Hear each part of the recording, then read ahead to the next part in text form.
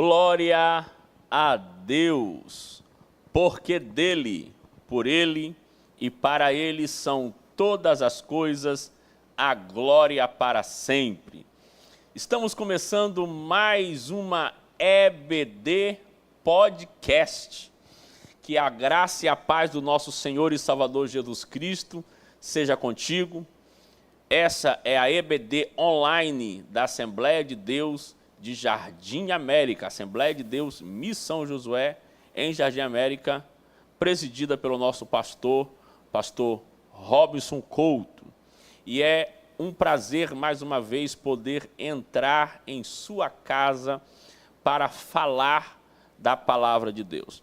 E hoje comigo aqui, eu tenho a presença da minha ilustre pastora, professora, minha esposa, Cleude Belo. É um prazer. Sua saudação inicial para os nossos ouvintes. Aleluia! Glória a Deus! A paz do Senhor Jesus a todos. É um prazer estar aqui mais uma vez para a honra e glória do nome do Senhor, porque até aqui o Senhor tem nos sustentado, até aqui o Senhor tem cuidado de nós, e eu creio que Ele continuará a cuidar de mim e de você.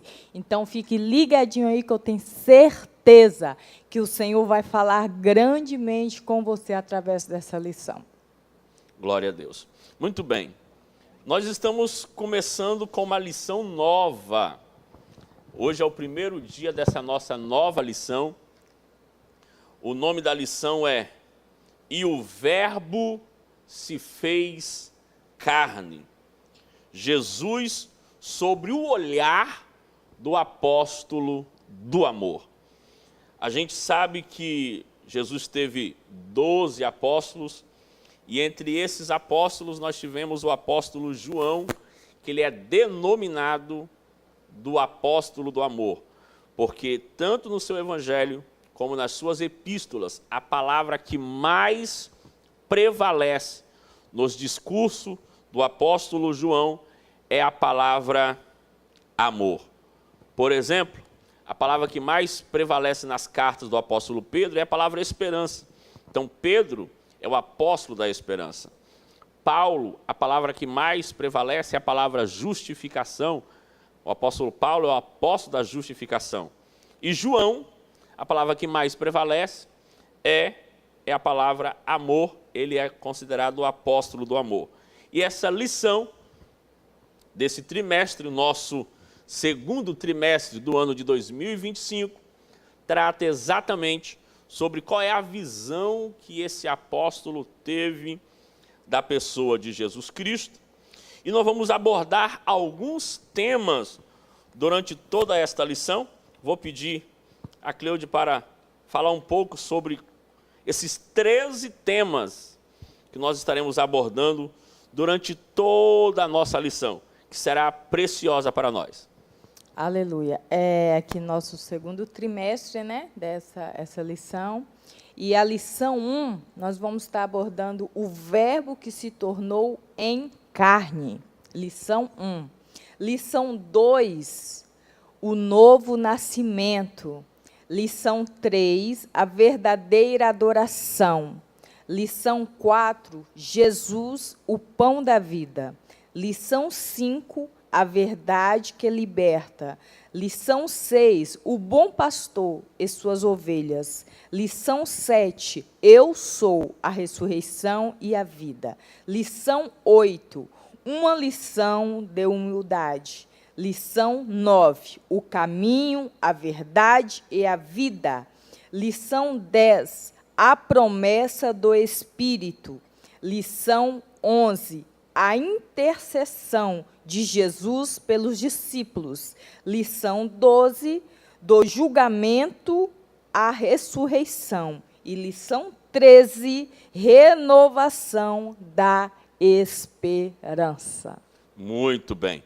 E hoje nós temos a responsabilidade, a Cleude e eu, temos a responsabilidade de falarmos da primeira lição, que é uma visão geral de tudo que será falado nesse trimestre, uma visão geral do livro do Evangelho escrito por João, também de como João via Jesus, e eu tenho certeza que tudo que formos falado aqui vai dar base para as lições que virão a seguir. A nossa missão aqui, eu não sei se eu defino como a missão mais fácil ou a missão mais difícil, mas a nossa missão é abrir o caminho para as outras lições que virão, tendo em vista que essa lição é uma lição introdutória.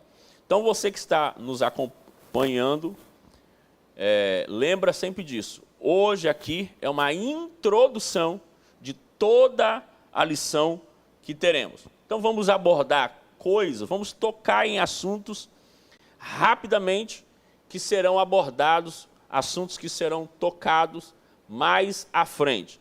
Hoje aqui vamos tocar, mas não aprofundaremos, porque é apenas uma lição básica, é uma lição introdutória. Lição de número 1. O verbo que se tornou em carne.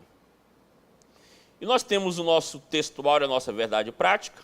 Eu vou pedir Cleide para ler, tanto o textuário como a verdade prática, e depois eu estarei lendo a leitura bíblica em classe. Meu bem, só para deixar claro que essa lição, toda essa revista, independente se ter lições mais fáceis ou mais difíceis, mas o importante é que você, como aluno, é importante que você lê a sua revista, lê a lição em casa. Não espere chegar na hora da escola bíblica, na sala, para você, o que o professor ensina lá, eu aprendo e pronto, acabou. É importante você ler sua lição em casa, para que você também compartilhe junto com o professor na sala. Porque eu sempre costumo falar que nós não somos melhores do que ninguém, não. Né? Estamos aqui para contribuir, para compartilhar um com o outro. Então, é importante que você dê uma lida na sua lição, que você tenha uma certa preparação para quando você chegar na escola bíblica. Tá bom? Vamos lá? Textuário. E o verbo se fez carne e habitou entre nós, e vimos a sua glória, como a glória do unigênito, do Pai, cheio de graça e de verdade. João, capítulo 1, versículo 14. Verdade prática. O verbo de Deus inseriu-se na história, assumindo a forma de homem, para redimir os pecadores, para nos libertar, para nos deixar livre de todo pecado. Glória a Deus. Vamos, então, para a nossa leitura bíblica em classe, que está no Evangelho escrito por João, capítulo de número 1 e o versículo 14. Capítulo 1, versículo 1 ao versículo 14 do Evangelho escrito por João. Diz assim: No princípio era o verbo, e o verbo estava com Deus, e o verbo era Deus. Ele estava no princípio com Deus. Todas as coisas foram feitas por ele, e sem ele nada do que foi feito se fez. Nele estava a vida, e a vida era a luz dos homens. E a luz resplandece nas trevas, e as trevas não a compreenderam. Houve um homem enviado por Deus, cujo nome era João. Este veio para dar testemunho, para que testificasse da luz, para que todos crescem por ele. Não era ele a luz, mas veio para que testificasse da luz. Ali estava a luz verdadeira, que alumia a todo homem que vem ao mundo. Estava no mundo, e o mundo foi feito por ele, e o mundo não o conheceu. Versículo 11. Veio para o que era seu, e os seus não o receberam. Mas a todos quanto o receberam, deu-lhes o poder de ser chamado filhos de Deus, aos que creem no seu nome, os quais não nasceram da carne, nem da vontade da carne, nem da vontade do varão, mas de Deus. E o Verbo se fez carne e habitou entre nós. E vimos a sua glória como a glória do unigênito do Pai, cheio de graça e cheio de verdade. Após a leitura desse texto, que é belíssimo, você precisa entender que a leitura da Bíblia, a forma como você ler a Bíblia, já favorece o seu entendimento. Já favorece, eu aprendi isso com o pastor Hernande Dias Lopes. Ele diz assim: o pregador precisa ler a Bíblia com tanta paixão. Na leitura, ele diz, o pregador precisa ler com tanta paixão, com tanta maestria, que só a leitura já prega. Que só a leitura já traz a mensagem que o povo precisa. Eu sempre procuro ler assim, ler com a alma, ler de uma forma que eu entendo que eu não estou lendo qualquer livro, eu estou lendo a palavra de Deus para nós. Muito bem, vamos para a nossa introdução.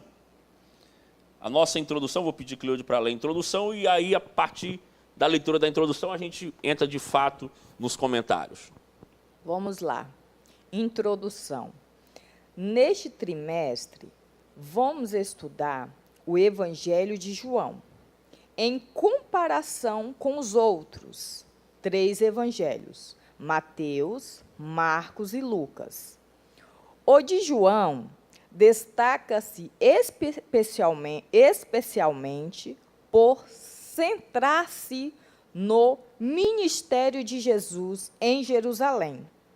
O autor deste evangelho, o apóstolo João, redigiu este valioso documento com a intenção de revelar a singularidade da natureza divina do nosso Senhor e, ao mesmo tempo, encorajar a fé dos seus discípulos, que possa também encorajar a nossa fé, a nossa confiança no Senhor, a nossa esperança no Senhor dia após dia, para nós continuar prosseguindo.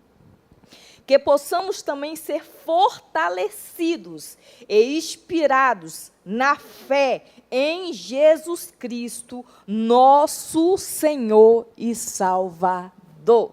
Glória a Deus. Muito bom. Então, introduzindo a nossa lição, eu quero chamar a sua atenção, você que está em casa, dialogando aqui com Cleide, sobre exatamente o primeiro capítulo do Evangelho escrito por João, capítulo 1. Meu amor, é porque a nossa Bíblia não tem, acredito que a sua também não, aquelas letrinhas vermelhas que quando Jesus fala, tem algumas Bíblias que vêm assim, elas estão pretas e nas falas de Jesus elas são vermelhas. Você já viu dessa Bíblia? Já então, vi. É muito bom, se você tiver uma Bíblia dessa em casa, você conferir que, se você ler a sua Bíblia, essa que você tem que sempre destaca as falas de Jesus em vermelho, se você procurar na sua casa, você vai ver que o capítulo 1 de João não é Jesus falando, não tem fala de Jesus. Tem João falando acerca de Jesus. E aí, versículo 1 ao versículo 14 que nós lemos, é um prólogo, é uma introdução acerca do Evangelho escrito por João. Do versículo 15 até o versículo 37, é novamente João falando sobre Jesus. Ou seja, do versículo 1 até o 37, são 37 versículos de João falando sobre Jesus. Não tem fala de Jesus. Ó, pega isso daqui. Tomara que eles consigam pegar, hein, meu amor. A primeira vez que vai aparecer uma fala de Jesus é exatamente no capítulo 1 e versículo 38. É a primeira vez que vai aparecer uma fala de Jesus. Capítulo 1, versículo 38, que diz assim: E Jesus, voltando-se e vendo que o seguiam, disse-lhes: Que buscais? Outras versões diz: Que procuras? Não sei como é que está na sua versão. O que vocês estão procurando? O que vocês estão procurando? Uau! A primeira vez que Jesus vai abrir a boca para falar no Evangelho de João, a primeira fala que João destaca acerca de Jesus é uma pergunta. Jesus começa dizendo uma pergunta: você está procurando o quê? O que você procura? É exatamente, João vai introduzir Jesus no cenário do diálogo, dizendo: todos estão procurando alguma coisa. As pessoas procuram por respostas às questões e indagações da vida. Aí me traz à memória a mulher, né, da dracma perdida, né, que estava procurando. E às vezes quando a gente escuta falar sobre procurar, a gente logo pensa de algo físico, né, algo material, né, procurando algum objeto. Mas às vezes a nossa alma procura algo.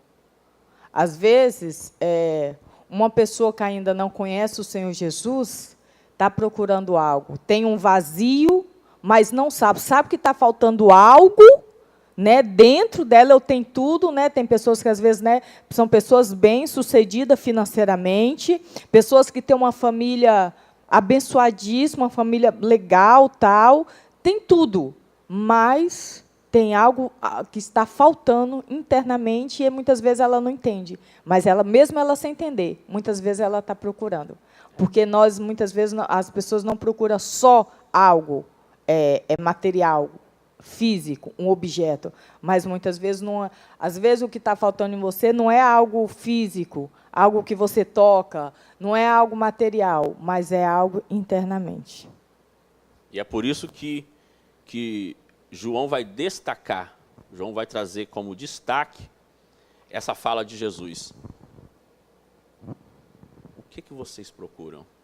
O que vocês estão procurando? As pessoas procuram por respostas às suas indagações, as pessoas procuram por felicidades, as pessoas procuram por riqueza, procuram por fama.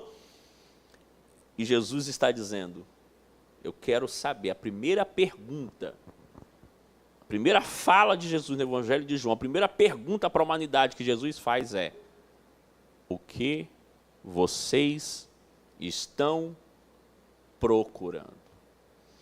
Eu acho interessante a gente abrir essa lição mostrando isso, porque eles vão dizer, ele diz assim, ó, o que vocês procuram? Qual é a resposta que eles dão? Eles vão responder: e disseram-lhe, Rabi. Rabi, que quer dizer mestre, onde reside? Onde moras? Eles estão dizendo: o que nós estamos querendo é te seguir como mestre. Eles ainda não sabem, porque a revelação de Jesus no Evangelho de João como Deus é progressiva. Eles ainda não sabem, mas eles estão buscando em Jesus um rabi. Mas quando eles começarem a andar com Jesus, eles vão entender que Jesus é mais do que rabi. Ele é mais do que um mestre. A revelação progressiva do andar com Jesus vai mostrar que Jesus é Deus. Aleluia. Vai mostrar que Jesus é Deus. E aí a gente entra agora na nossa lição, e a nossa lição está dividida em 3 partes. Parte número 1, o Evangelho de João. Parte número 2, Jesus, o Verbo de Deus. E parte número 3, a encarnação do Verbo. E eu já há algum tempo que eu venho estudando o Evangelho escrito por João, meu amor, e de forma resumida, o Evangelho de João ele é um evangelho de 7. Ele tem 7 declarações poderosas de Jesus. 7 vezes Jesus declara, eu sou. 7 vezes Jesus realiza milagres poderosos. O Evangelho escrito por João tem 7 milagres poderosos. E o Evangelho escrito por João tem 7 encontros poderosos. Então o Evangelho de João pode ser dividido em 3 partes. Pode ser dividido sobre as 7 declarações de Jesus, que é a primeira parte, os 7 milagres de Jesus, que é a segunda parte, e os 7 encontros de Jesus, que é a terceira parte. E acredito, vamos nos esforçar para tentar mostrar aos nossos ouvintes, ou os nossos ouvintes, não porque não estamos na rádio, né? Telespectadores.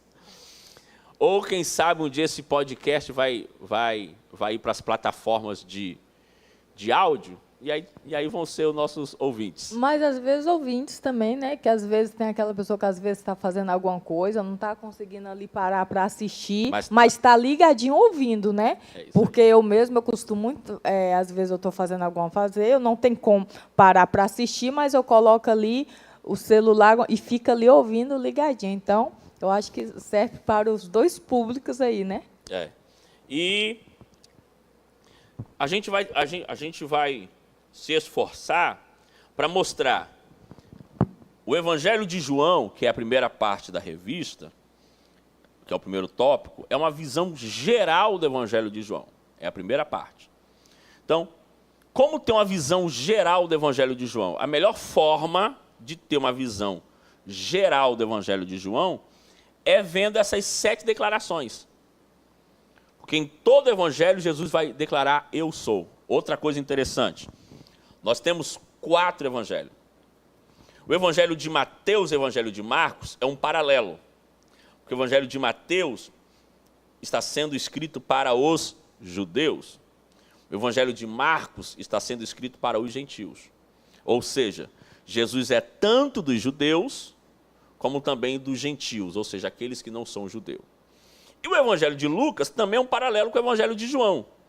Porque no Evangelho escrito por Lucas, Jesus está apresentando como o Deus que se fez homem. Ele é chamado de o Filho do Homem. Então, no Evangelho escrito por Lucas, é o Deus que se fez homem. No Evangelho de João, é o homem encarnado que é Deus. A ênfase de Lucas é mostrar o Deus homem. A ênfase de João é mostrar o homem Deus. Ele está dizendo, é um Deus que se fez carne, habitou entre nós, mas nunca deixou de ser Deus. Ele esvaziou-se, como diz Filipenses, ele esvaziou-se, não dos seus atributos divinos, mas esvaziou-se de ser considerado como Deus, aqui na terra. Mas o Evangelho de João vai mostrar esse Jesus Deus. E vai começar a mostrar nessa visão geral exatamente com essa declaração. 7 vezes ele declara, eu sou. Por quê? Porque lá em Êxodo, quando Moisés pergunta para Deus, e quando me perguntarem, qual é o seu nome? O que eu direi? Deus responde para Moisés, eu sou o que sou. No original hebraico é, eu sou e serei o que sempre fui. Que resumidamente ele diz, Moisés, diga para o povo de Israel, o eu sou me enviou. Aí agora, Jesus no Novo Testamento, ele vai dizer, o eu sou chegou. Existe o eu sou que se manifestou para Moisés e o eu sou que está manifestando agora para os seus discípulos. E aí nós temos essas 7 declarações do eu sou. Primeira declaração é João capítulo 6, versículo 35, onde ele declara: eu sou o pão da vida. Eu sou o pão da vida. Isso ele está dizendo, eu sou aquele que vai saciar a fome espiritual da humanidade. Tem uma frase muito interessante que diz assim: o homem tem um vazio do tamanho de Deus. Se você, meu amor, pegar um ser humano e isolá-lo, colocar numa ilha deserta, ele nasceu e você tira ele do contato e bota ele numa ilha deserta, ele vai ficar lá sem contato com a humanidade, vai crescer. Quando aquele ser humano crescer, ele vai procurar adorar uma pedra, vai procurar adorar as estrelas, vai procurar adorar o sol. Automaticamente, ele vai procurar adorar alguma coisa. Foi feita uma pesquisa antropológica, ou seja, uma pesquisa sobre os estudos dos povos da Terra. E já se encontrou povo sem uma linguagem erudita, povo sem uma comunicação perfeita. Já foi encontrado povos de todos os tipos, mas nunca foi encontrado um povo sem um tipo de religião.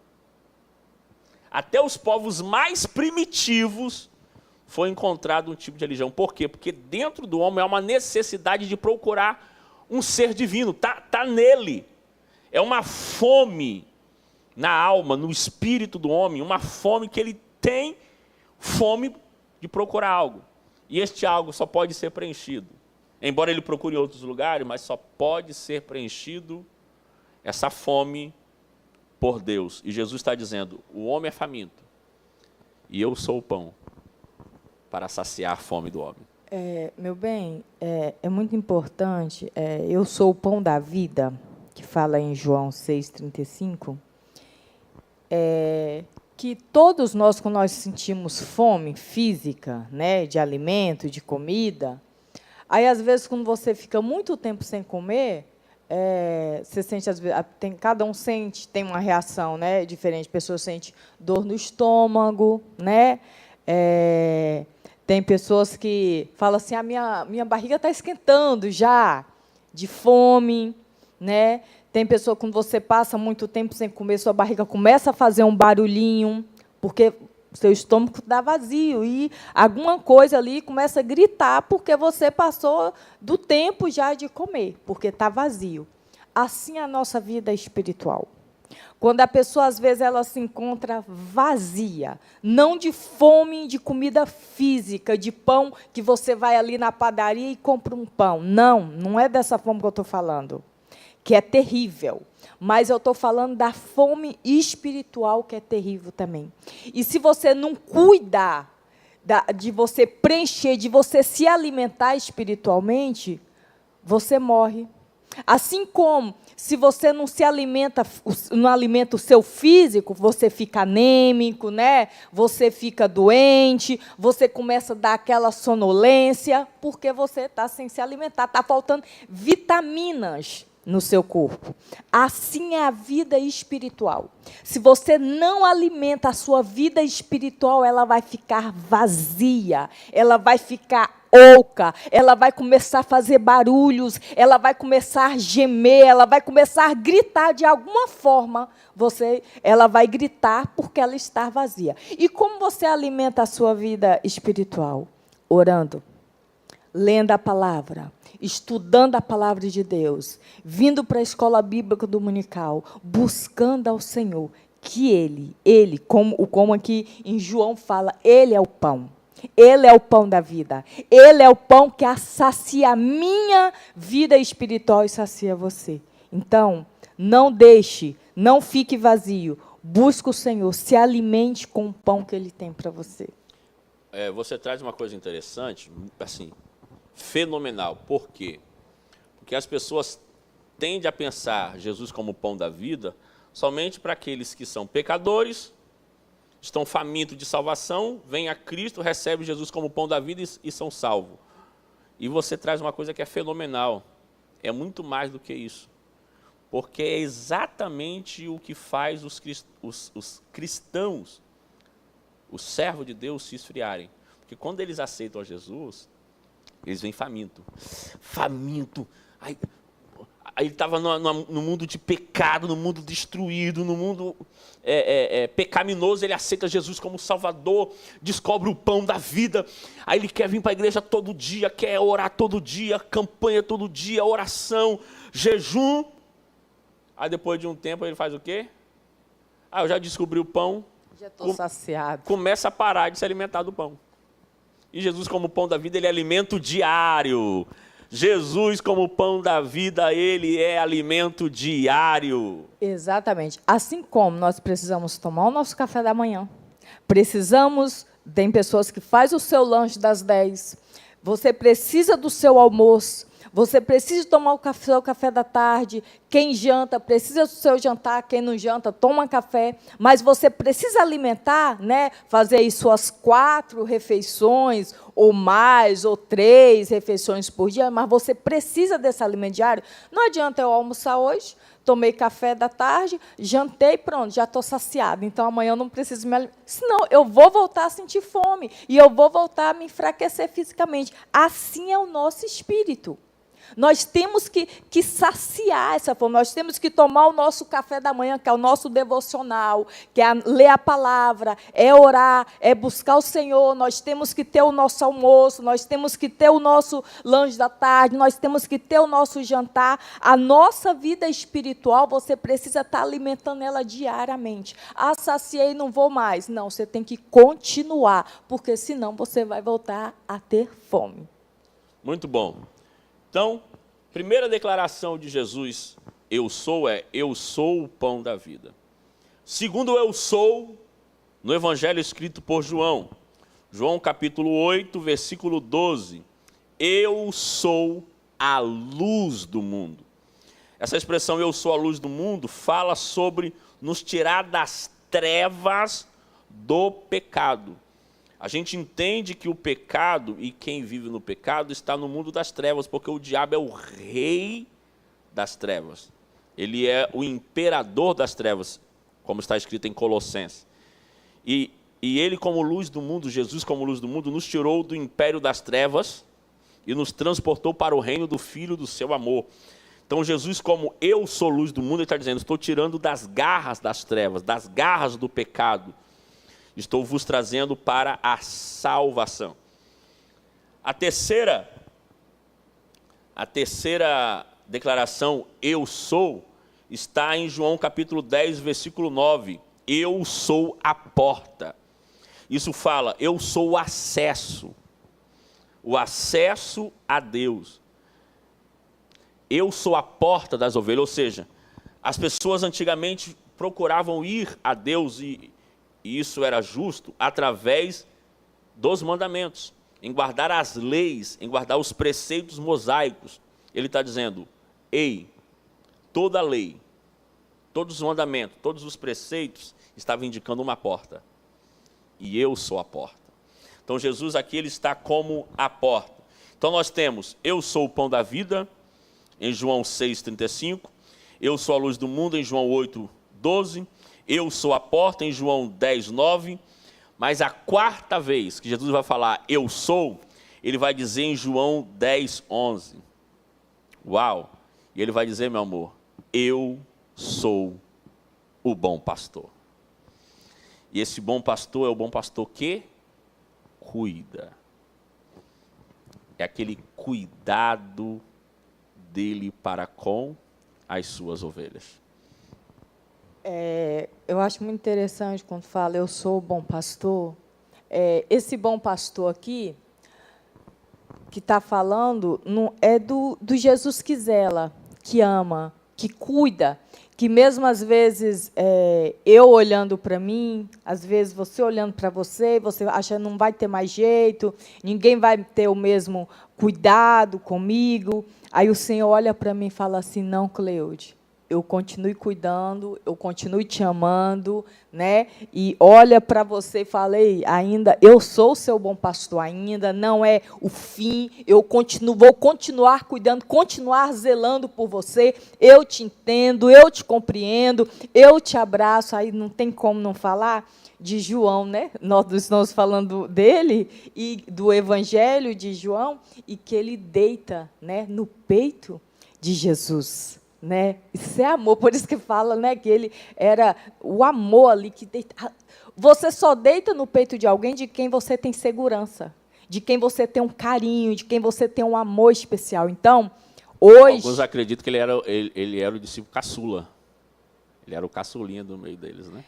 Então, hoje aqui, eu falo com você que você encontra essa segurança, você encontra essa proteção, você encontra esse amor, esse cuidado em Jesus. Então, pode deitar no peito de Jesus, que Ele tem amor, que Ele tem cuidado, que Ele tem zelo para você.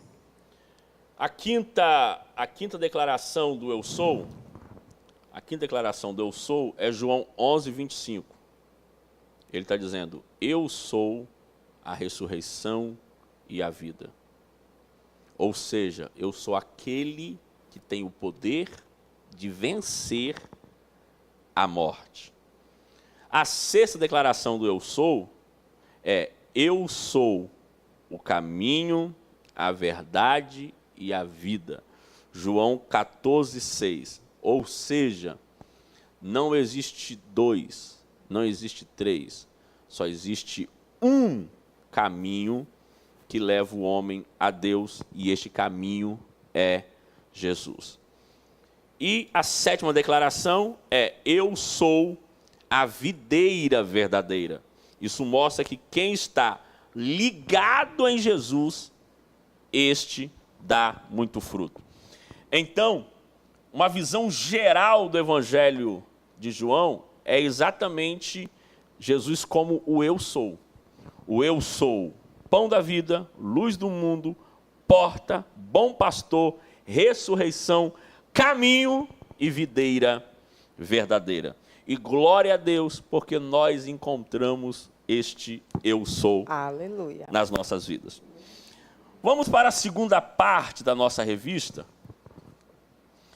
A segunda parte da nossa revista, que é Jesus, o Verbo de Deus. Jesus, o Verbo de Deus. E eu quero destacar no subtópico 2, rapidamente, que eu já quero falar sobre outros 7 no Evangelho de João, mas eu quero destacar no subtópico 2 a natureza fundamental do Verbo, que diz assim, tal como Deus é eterno, também o Verbo o é. Tal como Deus é eterno, também o Verbo o é. Mais adiante, em Apocalipse, o apóstolo João descreve o Verbo como Alfa e Ômega, o princípio e o fim. Diz o Senhor, que era, que há de vir, o Todo-Poderoso. Está destacando a natureza eterna do Verbo. É interessante que o apóstolo João vai dizer, ele é o Alfa e Ômega. Alfa e Ômega, ali está dizendo que ele é o A e o Z. Por quê? A palavra alfa é a primeira letra do alfabeto grego. E a palavra ômega é a última letra do alfabeto grego. Ele está dizendo, ele é a primeira letra e é a última letra, ou seja, ele é o começo de tudo e ele é o fim de tudo. Ele é eterno. Para quem gosta, e eu gosto muito, para quem gosta, anote aí. Na letra A, ele é o amor. Na letra B, ele é o benigno. Na letra C, ele é Cristo. Na letra D, ele é Deus. Na letra E, ele é o eterno. Na letra F, ele é a força. Na letra G, ele é o galardoador. Na letra H, ele é o homem de Deus. Na letra I, ele é o invencível. Na letra J, ele é Jesus. Na letra L, ele é o libertador. Na letra M é o maravilhoso. Na letra N, a natureza de Deus. Na letra O, ele é onisciente, onipotente, onipresente. Na letra P, ele é o poder. Na letra Q, é o querido de Deus. Na letra R, Rei dos Reis. Na letra S, Senhor dos Senhores. Na letra T, o Todo-Poderoso. Na letra U, ele é o único. Único caminho, única salvação, único Deus. Ele é o único. Na letra V, ele é o varão valoroso. Na letra X, ele é o xerox de Deus. E na letra Z, ele é o zelo de nossas vidas. Ele é o A, ele é o Z. Ele é o alfa, ele é o ômega. Aleluia. Para quem gosta dessas poesias, eu sempre gostei muito. Então, ele está dizendo, eu sou eterno. Eu sou eterno.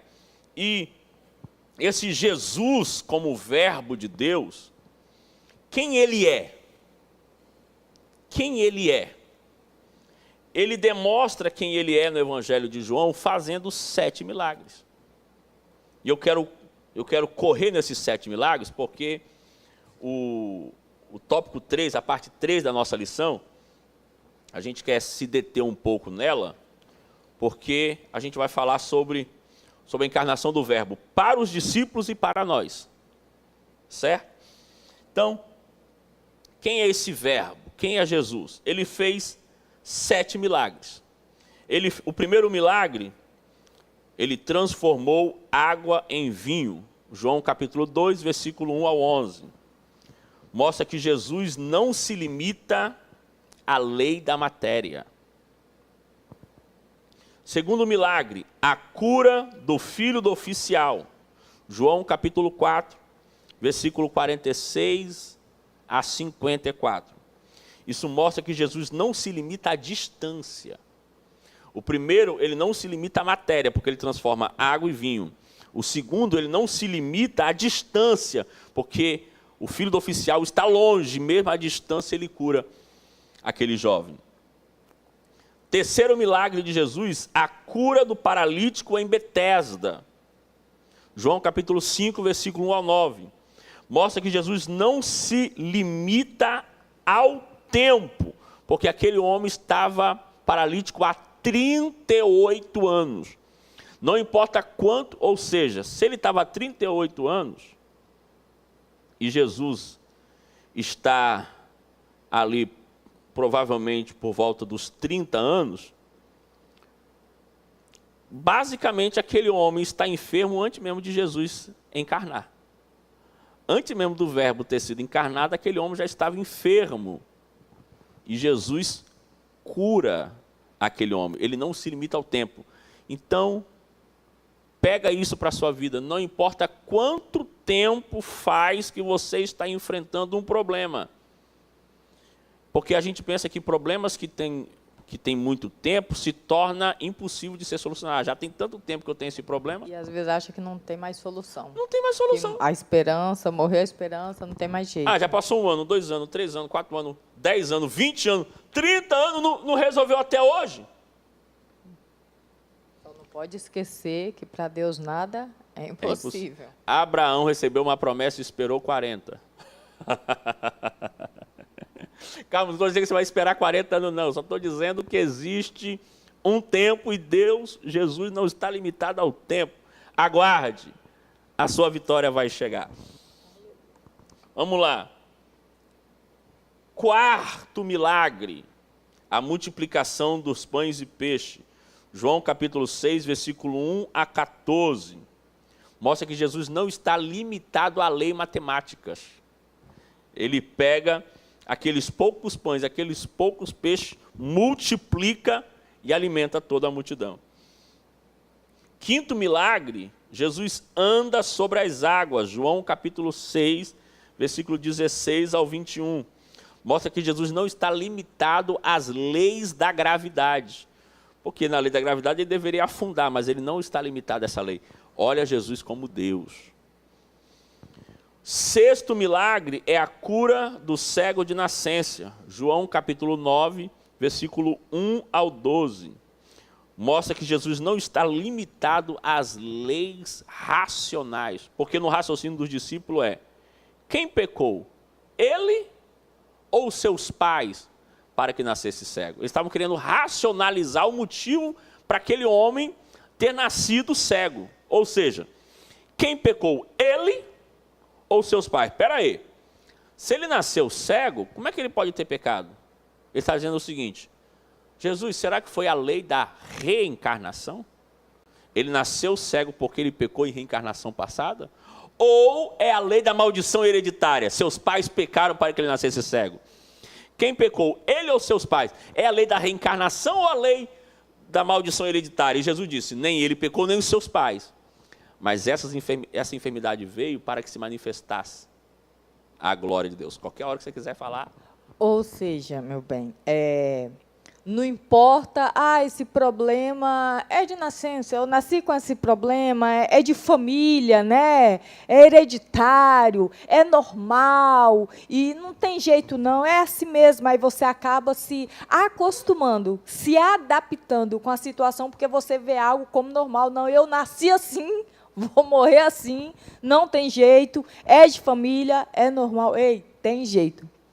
Jesus, ele cura aquele problema que mesmo que você nasceu com ele, mesmo que possa ter vindo de família, mesmo que seja algo hereditário, eu quero lhe falar que Jesus cura, e ele está aqui nessa escola bíblica dominical para curar, seja lá se é de nascença, se é hereditário, se é de família, da onde veio. Jesus, ele cura. Glória a Deus. E por último, milagre, mas não menos importante, aliás, muito importante, que é o 7º milagre. Falamos já sobre a transformação de água e vinho, a cura do filho do oficial, a cura do paralítico de Betesda, a multiplicação do pães e peixe, o andar sobre as águas, a cura do cego de nascença. E o 7º milagre foi a ressurreição de Lázaro. Ou seja, Jesus não se limita à lei da morte. Ao contrário, a morte, toda vez que Jesus chega, ela tem que se curvar diante dele. Rapidinho. Sim? E essa parte aqui, a ressurreição de Lázaro, Jesus não se limita à lei da morte, né? Ele não se limita a isso. E é triste isso que eu vou falar aqui, mas a gente às vezes escuta muito testemunho, principalmente de pessoas de antigamente. Você escuta muito testemunho de ressurreição, né? Jesus ressuscitou, né? A pessoa estava morta e Jesus ressuscitou. Eu fiz uma oração, minha avó, minha mãe, o irmão, o pastor, o pregador fez uma oração e Jesus deu vida de volta àquela pessoa, ressuscitou, né? E às vezes a gente fica acostumado, meu bem, só no testemunho dos outros, como se Jesus tivesse mudado, como se hoje ele não ressuscitasse mais. Deixa eu te falar, se Jesus quiser ressuscitar, ele ressuscita.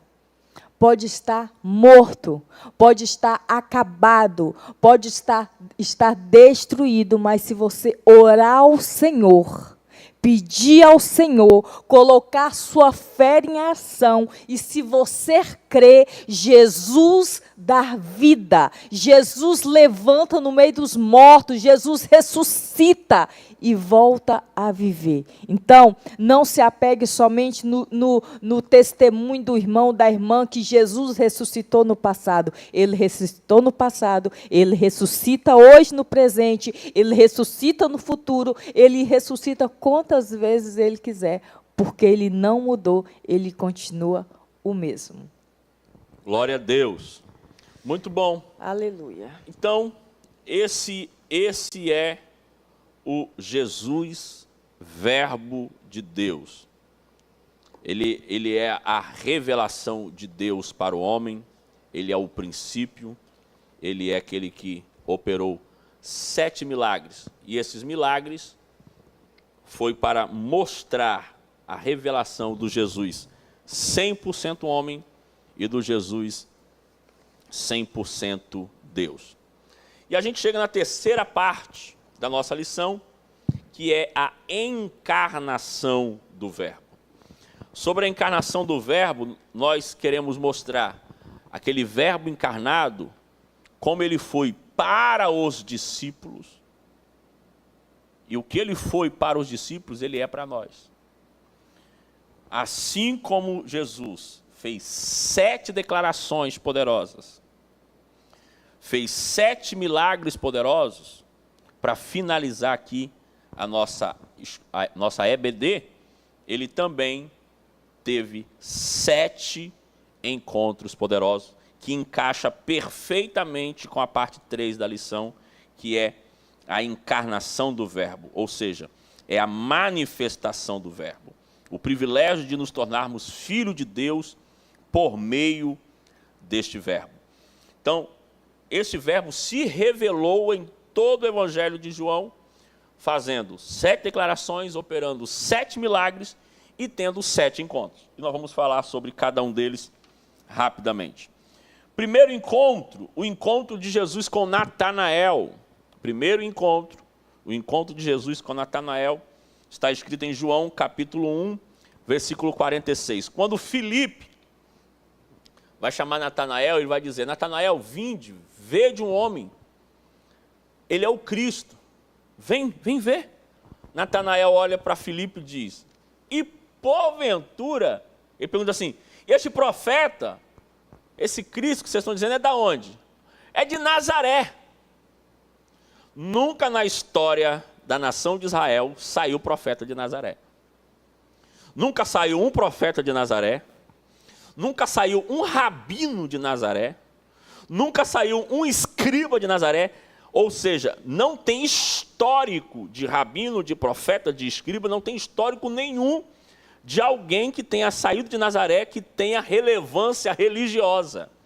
É isso que Natanael está dizendo. Não tem histórico. Não tem um histórico de alguém que fez alguma coisa boa vindo de Nazaré. Pode vir alguma coisa boa de Nazaré, ele está olhando com desprezo. Ele está olhando com desprezo. E Filipe só faz um convite para ele. Vem, vê. Eu lembro que eu sempre preguei muito jovem. Eu lembro que às vezes quando eu ia pregar nas igrejas, as pessoas me olhavam, aquele jovenzinho assim, e diziam: será que vai sair alguma coisa boa desse Nazaré? Assim, será que vem alguma coisa boa daí? Será que vai acontecer algo de bom? E aí, graças a Deus, Deus sempre nos agraciou com a sua presença, e depois as pessoas vinham: jovenzinho, rapaz, eu não achei que saía coisa boa de Nazaré não, mas Deus te usou. E geralmente é assim que acontece, as pessoas julgam a aparência. E falando em aparência, né, eu bem sei muito bem o que é isso, né? Eu já fui muito julgada pela aparência das pessoas, olhar mesmo, né, literalmente falar assim: mas ela, será que vem alguma coisa aí? E depois que eu terminar de ministrar, as pessoas falam assim: nossa, como o Senhor te usou, né? Aquela menininha, quietinha, caladinha. Então, vamos ficar atentos, não vamos julgar a aparência, que da onde você menos espera é da onde que a glória do Senhor flui. Aleluia. E é interessante que às vezes as pessoas veem você pregando e elas acham que todos que pregam têm que ser extrovertidos. Né? E não sabe que a sua personalidade é de uma pessoa mais quieta, mais acanhada. Mas isso não significa você, toma posse disso. Se você às vezes se acha acanhado, quietinho, como a Cleude, quando pega o microfone e Deus usa, é a glória de Deus, meu irmão, é Deus que faz. Então, não desiste, porque o Senhor tem coisas grandiosas para fazer na sua vida, através da sua vida, para abençoar outras pessoas. Glória a Deus. Primeiro encontro é o encontro de Jesus com Natanael. Segundo encontro é o encontro de Jesus com Nicodemos, João capítulo 3, onde Nicodemos é um líder religioso, pomposo, famoso, e ele vai ter de noite com Jesus. E ele vai com Jesus achando que poderia falar de igual para igual, e Jesus quebra ele no meio. Porque ele está dizendo: eu sou religioso, eu sou um grande homem, um grande líder. E ele chega: bom mestre. E Jesus olha para ele e diz: para você herdar a vida eterna, você tem que nascer de novo. Ou seja, toda a sua religiosidade não vai valer de nada se você não começar do zero, reconhecendo o Verbo encarnado. Porque ele, se você reparar, ele vai ter com Jesus, capítulo 3, ele vai ter com Jesus e ele diz assim, ó, Rabi, ele chama Jesus de Rabi. Rabi, sabemos que és mestre, vindo da parte de Deus. Ele reconhece que Jesus veio da parte de Deus, mas como mestre. Ele ainda não tem a revelação da encarnação do Verbo. Ele está dizendo, você precisa começar do zero. E me conhecer não só como rabino, como rabi, como mestre, mas me conhecer como Verbo encarnado. Reconhecer Jesus como aquele que veio do princípio. No princípio era o Verbo. Essa expressão princípio tem a ver com Gênesis. No princípio criou Deus os céus e a terra. Esse princípio de Gênesis, João usa a mesma expressão, Bereshit, para dizer, Jesus é o princípio de Gênesis. Uau! Então, Nicodemo, você precisa nascer de novo. É o segundo encontro. Terceiro encontro é o encontro de Jesus com a samaritana. João capítulo 4. E nesse encontro de Jesus com a samaritana vai buscar água. No horário inapropriado. Todo mundo sabe disso. O horário que ela vai buscar é a hora nona. Não, é a sexta hora. Para quem não sabe, sexta hora na Bíblia é meio-dia. E ninguém vai buscar água meio-dia, né, meu irmão? Gente, imagine. Não, pelo menos aqui no Espírito Santo, aqui em Vitória, está muito quente. Muito quente. Ontem fez um calor terrível. E ontem eu tinha saído e quando eu estava retornando para casa era por volta das 14h25. Gente, pensa no sol. Quente. Quente. Imagine. Aí imagine aquela mulher, eu não estava aguentando o calor. Imagina aquela mulher no horário de meio-dia, que estava super quente, calor. Todos sabem que nós, mulheres, né, homens também, que tem muitos homens que cozinham, você vai fazer seu almoço, fazer sua comida, você não vai deixar para pegar água, preparar tudo meio-dia, né? Então, naquela época, as mulheres, elas iam cedo para pegar água, para preparar o almoço. Para meio-dia, o almoço já está todo ok, todo pronto. Mas aquela mulher, ela vai justamente no horário que a mesa das outras mulheres já estavam preparada, que o almoço das outras mulheres já estavam preparada. É o horário que ela vai buscar água, no horário de meio-dia. Ou seja, ela vai nesse horário, que é um horário que ela sabia que não tinha ninguém lá, que ela não ia encontrar ninguém. Era um horário que ela sabia que ela não iria encontrar ninguém e que ela não ia ser apontada, que ela justamente deixou ir para aquele horário, que era um horário que ela sabia que não ia ter ninguém, para ela não ser vista, para ela não ser envergonhada. Ela tinha vergonha das outras mulheres. Que ela tinha vergonha das outras mulheres. Pelo tipo de vida que ela vivia. Exatamente, pelo tipo de vida, a situação dela, o tipo de vida que ela vivia. Ela era uma mulher desprezada, ela era uma mulher naquela época, uma mulher mal falada, mal vista. Então ela falou assim, não, eu não quero enfrentar mais, eu não quero enfrentar esse desprezo, olhares acusadores, olhares me apontando, então vou deixar para esse horário de meio-dia, mesmo que o sol vai estar quente, mas eu vou deixar para esse horário que não vai ter ninguém. Ou seja, ela era uma mulher que vivia isolada. Isolada de toda a sociedade. Isolada de todas as outras mulheres. Era uma mulher que ela se sentia envergonhada das outras mulheres devido à situação que ela vivia. Não era isso, meu bem? Ela estava vivendo com um homem que não era seu marido e toda a cidade sabia da história dela. Sendo que ela tinha sido casada 5 vezes. E esse agora não é? Não era, ela tinha sido casada 5 vezes e agora estava tendo caso com um homem que não era o marido dela. Que não era o Imagina, marido foi dela. casada 5 vezes e agora estava tendo caso com um homem que não era marido dela. Então ela preferiu. E toda a cidade conhecia isso e ela tinha vergonha de encontrar, porque provavelmente as mulheres oravam de cara feia, outras jogavam piadinha. Quem sabe ficava cochichando uma com a outra, apontando, dando risada. E é interessante que Jesus, quando Jesus bate de frente com ela, Jesus é Deus, é o Verbo. Lembra disso, nós estamos falando sobre o Deus encarnado. Jesus é o Deus encarnado, Jesus bate o olho nela e diz, você quer? Eu tenho uma água poderosa, você quer dessa água? Quero. Chama teu marido. Ele não acusa ela, ele deixa ela confessar. Ela diz, não, eu não tenho marido não. Ele disse, lógico, eu sei. Você teve 5 e esse que você tem não é teu. Você teve 5 maridos, agora você está tendo uma relação com um homem que é de outra mulher. E depois disso, desse encontro, num diálogo com Jesus, ela faz 2 coisas. Vamos ler. Ela faz 2 coisas. 2 coisas interessantes. 28.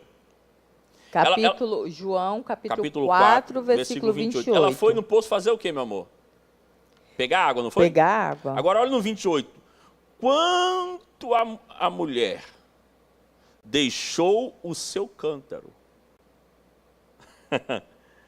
Ela levou o cântaro para pegar água, só que ela deixa o cântaro, por quê? Porque dentro dela já tinha a água da vida. Então, ela até deixar o cântaro lá no poço, ela deixou o cântaro e foi para a cidade. Aquela mulher que tinha vergonha de ser vista, agora ela mesmo sai gritando na cidade, dizendo no versículo 29, vinde comigo. Aquela mulher que tinha vergonha de ser vista, de ser taxada, ela, vinde comigo. Vede um homem que me disse tudo quanto tenho feito. Será este, porventura, o Cristo? Ela faz 2 coisas, ela deixa o cântaro, ou seja, eu não preciso mais dessa água por enquanto, porque eu já estou com a minha alma saciada, e ela vai falar sem medo.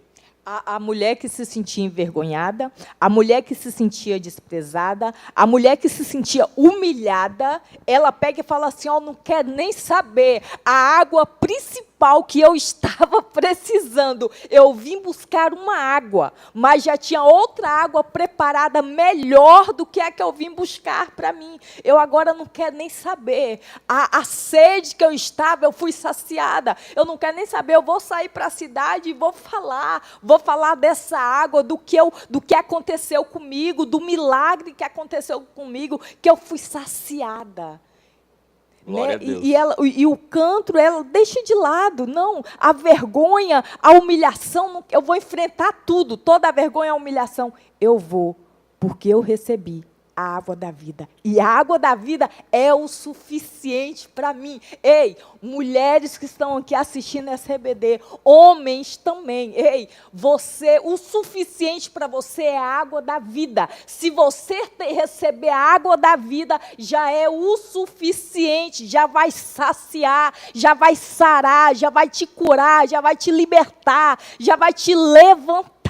Aquela sede que você sentia, você não vai sentir mais, porque a sede que ela tinha, ela não tinha mais, porque ela já tinha sido saciada. Que você possa receber essa água da vida sobre a sua alma, sobre a sua vida, sobre o seu espírito. E sabe o que me chama a atenção, meu bem? Que quando essa água da vida chega ao nosso encontro, ela sacia não só a nossa sede espiritual, mas ela vai saciar a tua sede emocional, a tua sede na alma, aonde estava doendo, aonde estava machucado. Essa água, ela começa a jorrar e ela vai começando tocando nas feridas, nas dores, nas inflamações da sua alma, nas angústias, e fala assim, eu sou o remédio. Essa água da vida é o remédio. Essa água da vida é o remédio que está jorrando sobre a sua família, que está jorrando sobre a sua casa, jorrando sobre o seu casamento, jorrando sobre a sua alma, e você possa receber a cura e ser sarada, porque a água da vida te alcançou. Aleluia! Glória! Glória a Deus! Glória a Deus! Receba A presença de Deus está aqui. Oh, Espírito Santo. Estamos falando do Verbo encarnado, daquele que teve um encontro com Natanael, daquele que teve um encontro com Nicodemos, daquele que teve um encontro com a samaritana, daquele que teve um quarto encontro, e esse encontro foi coletivo, encontrou com os discípulos em João 13, onde os discípulos estavam dizendo, lava meu pé, Pedro. Pedro dizendo, não, Tiago, lava o meu. André, lava o meu pé. Um dizendo, não, vocês têm que lavar o meu pé, porque eu sou... Pedro, talvez, né? Pedro dizia, eu sou a pedra, eu sou Pedro. João dizia, não, eu sou aquele que deita no seio dele, você que tem que lavar meu pé. Judas, não, eu sou tesoureiro, você que tem que lavar meu pé. Um tentando dizer que o outro tinha que lavar o pé, porque, pela regra, o mais humilde, o menor, tinha que lavar os pés um do outro. Jesus chega nesse encontro coletivo, pega a bacia e diz, Pedro, me dá seu pé. E Pedro, não vai lavar meu pé não. Pedro, o que eu faço agora, tu não entendes. Você só vai entender depois. E se tu não deixar eu lavar o teu pé, tu não tem parte comigo. Aí Pedro diz, então lava meu pé, minha cabeça, meu corpo, lava tudo. Uma soberba tão boba, né? E o mestre, o Todo-Poderoso, vocês estão discutindo, se debatendo, um jogando para o outro por causa dessa disputa para não lavar o pé do outro. Deixa que pronto, eu lavo. O problema é esse, a disputa é essa, a soberba, a discussão é essa. Eu resolvo esse problema. Ei, deixa eu te falar uma coisa. O que bem tem, é triste essa realidade, meu bem, mas o que bem tem é em nosso meio. No meio evangélico, eu não vou pegar lá de fora, não. É em nosso meio mesmo. Soberbas. Soberbos disfarçado de humilde. Soberbos disfarçados de humilde. Que você possa ser curado, ser sarado, ser liberto de toda a soberba. Toda a soberba, aquilo que muitas vezes é o que está te impedindo de você crescer, de você alcançar grandes milagres, de você alcançar grandes bênçãos da parte do Senhor, essa soberba. Não discute não debate não. O mais importante é que o mestre é contigo, é que Jesus cuida de você. Ele é o Todo-Poderoso. Vocês estão debatendo com isso, vocês estão discutindo com isso, vem aqui. O problema é esse, vem aqui que eu vou resolver. Eu lavo o pé de vocês. Então, assim, é importante que nós não olhamos para o outro, mas que nós olhamos para nós. Que você possa olhar para você. Como eu estou? Será que essa atitude minha, será que esse pensamento meu é normal ou é de soberba? Será que eu estou precisando de ser liberta, curada dessa soberba? Eu estou perdendo tempo, que é perca de tempo, em algo de soberba que você pode, rápido, você pode resolver, ser curado e liberto. Então, que nós possamos ficar atentos a isso. Porque enquanto eu estou apontando para ele, tem o problema onde eu estou apontando para ele, mas o problema muitas vezes não está nele, está em mim. Muitas vezes eu estou vendo a soberba nele, mas muitas vezes a soberba não está nele, está em mim. Quem está precisando muitas vezes da cura não é ele, sou eu. Então vamos ficar atentos a isso, para que nós venhamos ser curados de toda a soberba. Glória a Deus. Muito bem. Então nós temos o encontro de Jesus com Natanael, o encontro de Jesus com Nicodemos, com a samaritana, com os discípulos. Quinto encontro, o encontro de Jesus com Maria Madalena. João capítulo 20. Maria Madalena achou que o seu mestre, o seu Senhor havia morrido, e Jesus encontra com ela e o mostra ressuscitado. A gente vai correr para poder terminarmos a nossa live. Sexto encontro de Jesus com Tomé, capítulo 20, versículo 24, Tomé disse, eu só vou crer se eu tocar lá nas feridas das mãos, se eu tocar lá do lado onde a lança transpassou. E Jesus encontra com Tomé para curar, libertar da sua incredulidade. E por último, o sétimo encontro, o encontro de Jesus com Pedro, também após a ressurreição, João capítulo 21, onde Pedro ele estava com um sentimento de autodecepção. Porque ele disse, eu decepcionei o meu mestre. Eu neguei 3 vezes. Jesus se encontra com Pedro e diz, Pedro, tu me negou quantas vezes? 3. Então 3 vezes eu vou te perguntar, tu me ama? Apacenta minhas ovelhas. Tu me amas? Apacenta minhas ovelhas. É Jesus tratando e curando Pedro da autodecepção. Ele estava decepcionado com ele mesmo.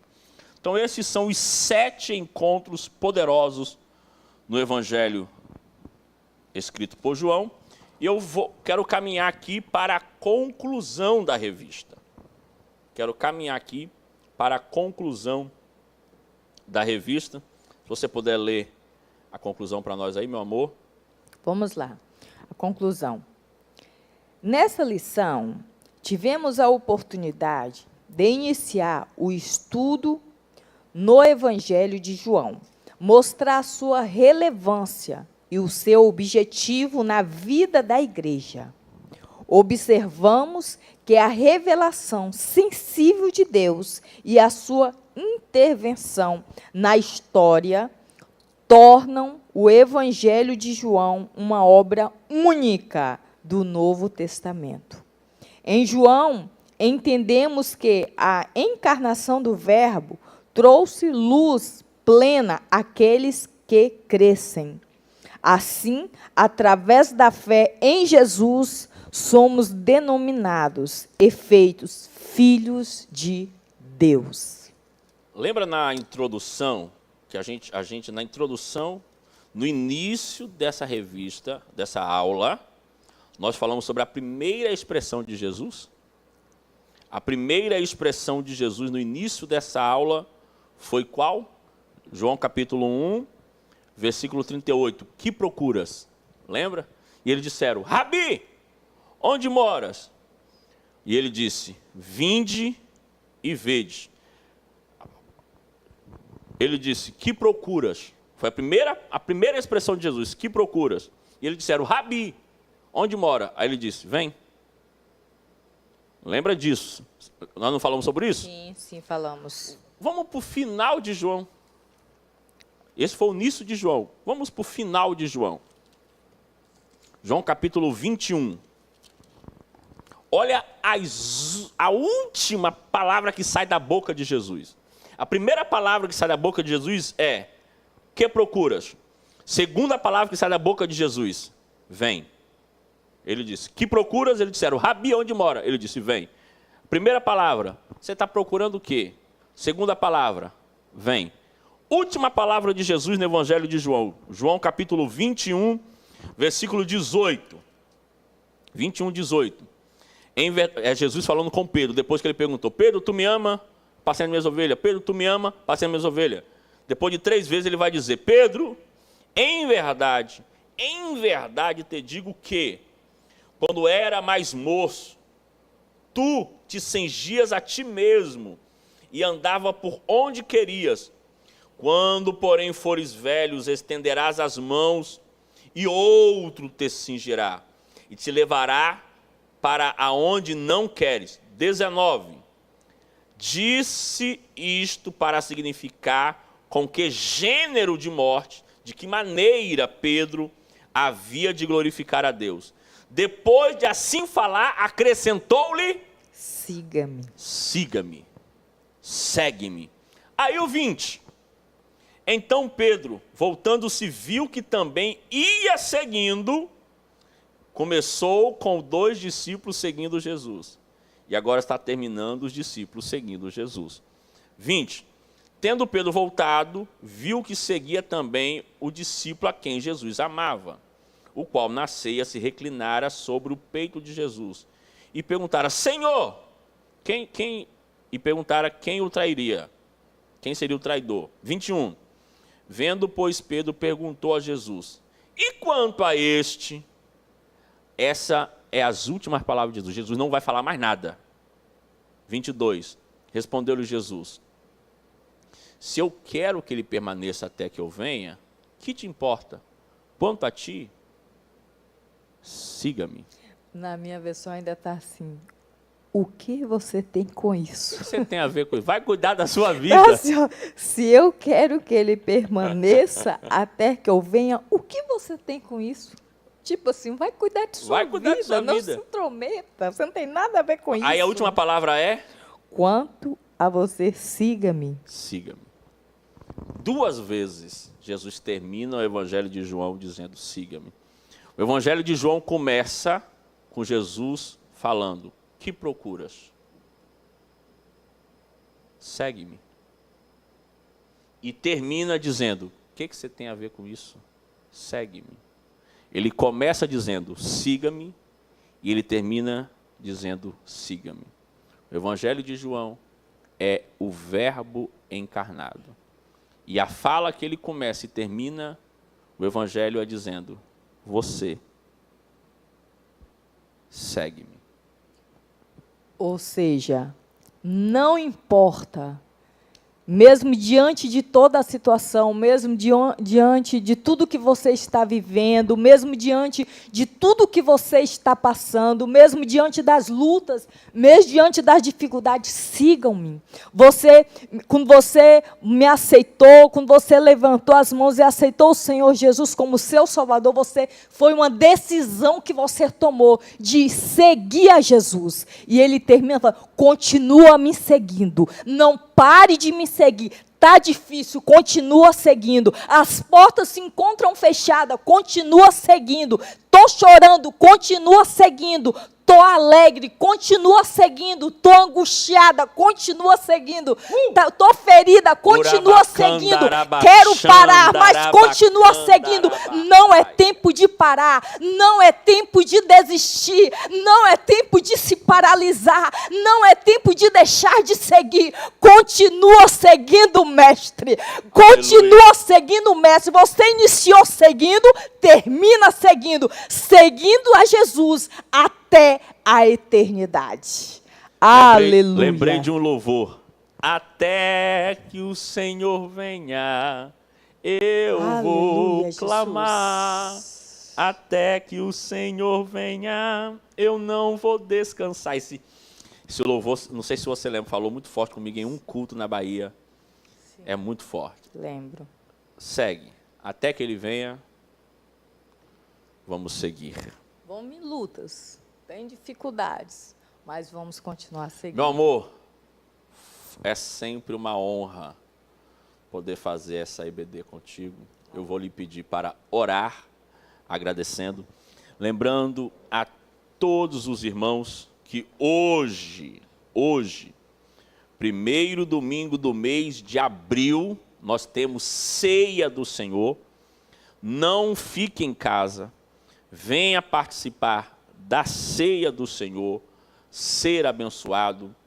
Nosso pastor presidente, depois de um descanso, vai estar conosco hoje, nosso pastor Robson Couto, vai estar presente, venha participar da ceia, não fique em casa e que Deus te abençoe em nome do Senhor Jesus.